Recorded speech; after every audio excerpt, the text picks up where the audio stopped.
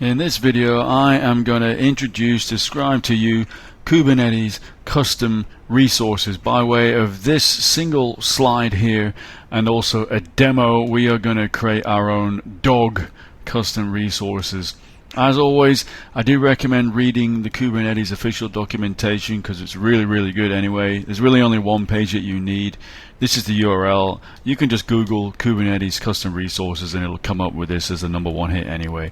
So what are custom resources? They're extensions of the Kubernetes API. Out of the box, you set up a new cluster. You can extend what you're given already with custom resources of your own.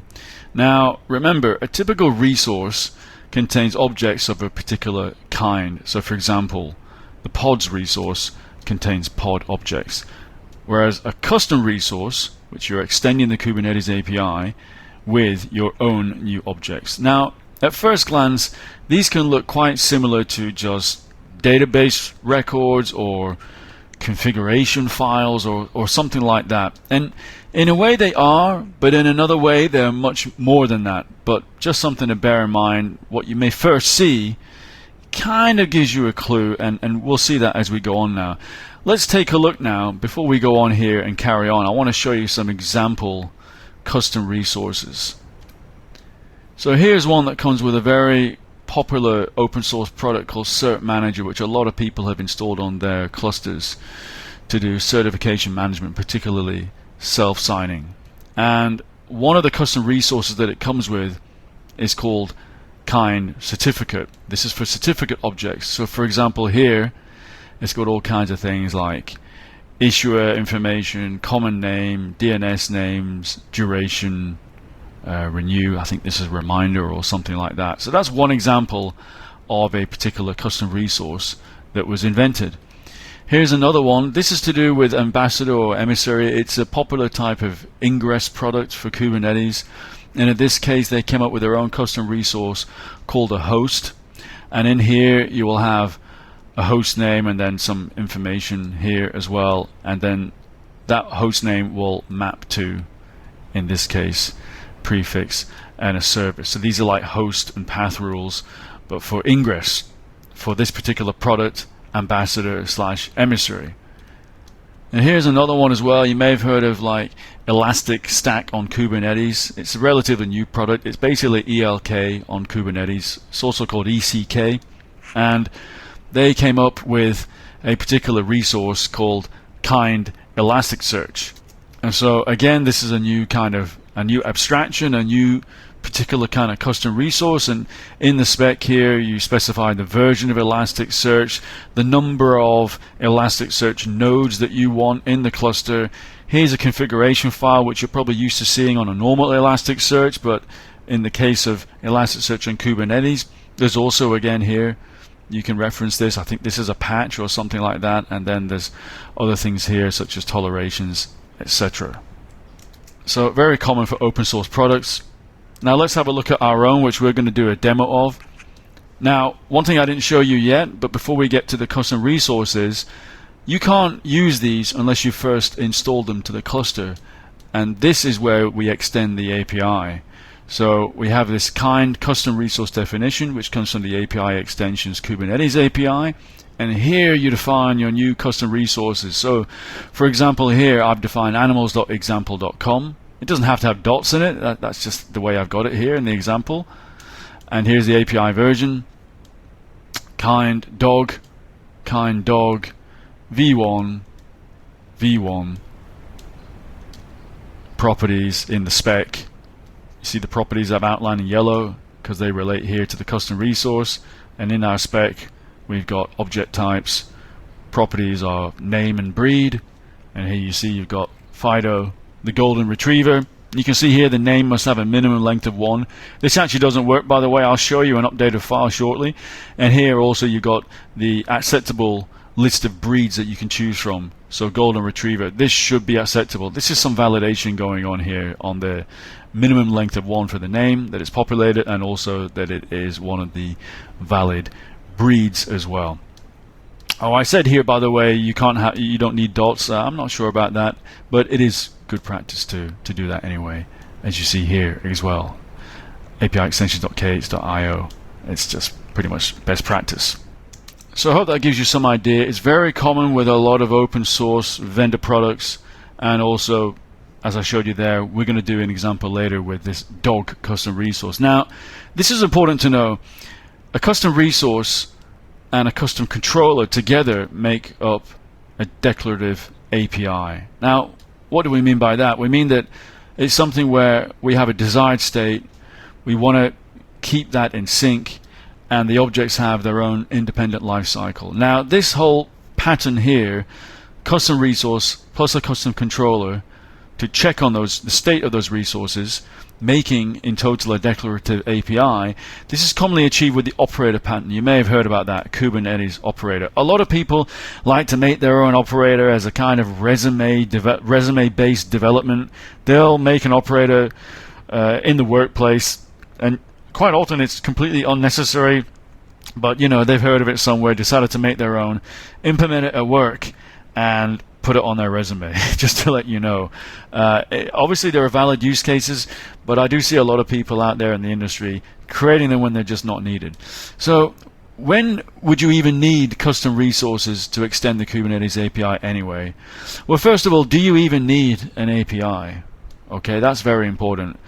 It could be that you just need database records or configuration files. If you don't need an API whatsoever, then don't go storing your list of dogs in the dog pound as a custom resource. It's overkill, right?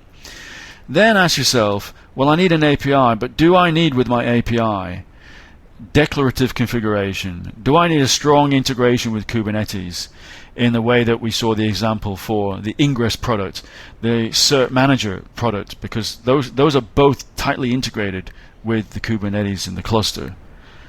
Do you need lifecycle management as well? Do you need all those things? If so, custom resources could be what you need.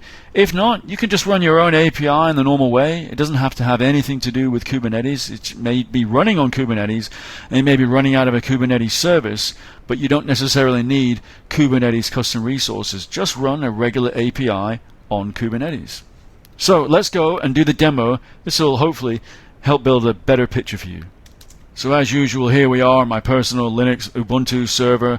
I've got installed on here a lightweight Kubernetes distribution called Kind, similar to Minikube and others, and it's a single node.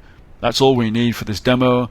In this directory, we've got 3 files. We've got bad dog, good dog, and dog CRD. So first we're going to have to install the CRDs, and then after we're going to test creating some custom resources.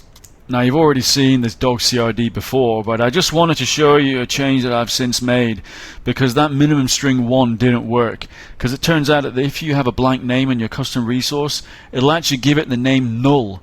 And no matter if you even put in minimum length, I don't know, 5 characters, even null will still satisfy that. So I had to add some extra things, this nullable and this pattern. And with that, this validation here will work.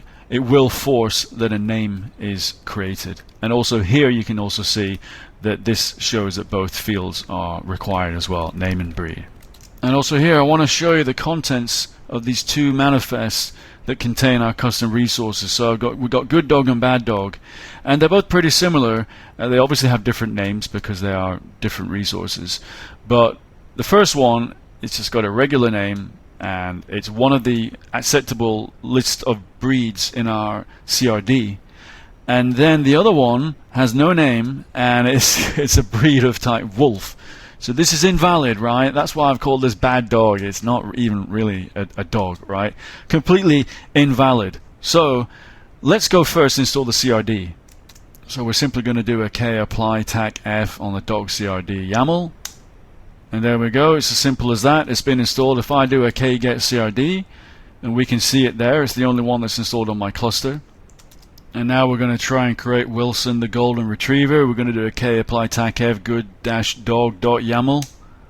And there you go. It's been created. If I do a k-get dog, and we can see it's only 4 seconds old, and I can do also a k-get dog o-yaml and get the extended information, including the sort of the annotations as well, etc. Looks good. Now let's try and apply that wolf. If I do the same thing but with bad dog.yaml, Here you go. It says invalid on 2 counts. The breed is an unsupported value, and here are the acceptable ones, the supported ones, and also name wasn't filled in. So that's great. That's exactly what I wanted it to do. So you can put validations in the CRDs themselves. If you go the whole way and use an operator pattern, or you know, that when we're talking about a controller, custom controller, and custom resources, you can also put in the controller some validation. That's quite often what controllers are used for. A couple other quick things I want to show you. If I delete this CRD now, which is a common task in Kubernetes, because for example, if you're cleaning up a cluster and you think that you've actually gotten rid of all the resources, uninstalled all the Helm charts, etc. Quite often you have CRDs left over, and this is the command that you would have to do, a K delete CRD. So if I do that, then it deletes the CRD.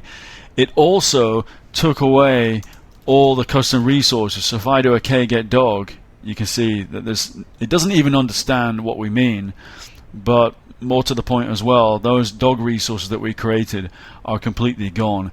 Even if I put the CRD back, you won't see them. They're gone. That's it, they're gone.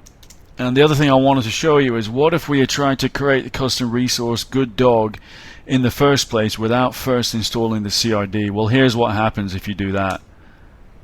Then you'll just get error when creating. This server could not find dogs.animals.example.com. It doesn't understand because you haven't yet extended the API with the CRD. The CRD is where you extend the API with your own new APIs. It doesn't understand what dogs.animalexample.com is. It thinks that it's never seen this before. That's why you first have to install the CRD. And I just reminded myself that, remember I mentioned the operator pattern. So for example, Elastic Cloud on Kubernetes uses this pattern, the operator pattern. It comes with a custom controller as well as custom resources like, for example, kind Elasticsearch. And what it does is, if there's a problem here, this says here, create an Elasticsearch cluster with 3 nodes. If one of those nodes goes down, the controller becomes aware of that and it tries to recreate a new node to keep that count of 3. And that's an example where you need a declarative API, where you want to declare that we want a fixed number of nodes, and if there's any issues with that number of nodes, you lose one, we want you to recreate one. It's a perfect use case for custom resource in Kubernetes. So that was Kubernetes custom resources. At first glance, it might just look like similar to a database or configuration records, all the dogs in the dog pound, but it's much more than that, as we went into in terms of talking about the operator pattern, the custom resource, plus custom controllers. Then it becomes a whole new thing, declarative API with all the properties such as strong integration with Kubernetes, lifecycle management, declarative config. I hope you enjoyed this. CRDs are very, very important. Custom resources and CRDs, very important in Kubernetes. You need to know what they are if you want to really have a career in this field. Hope you enjoyed this video. Please give it a thumbs up if you did. I will see you again soon. Take care. Bye-bye.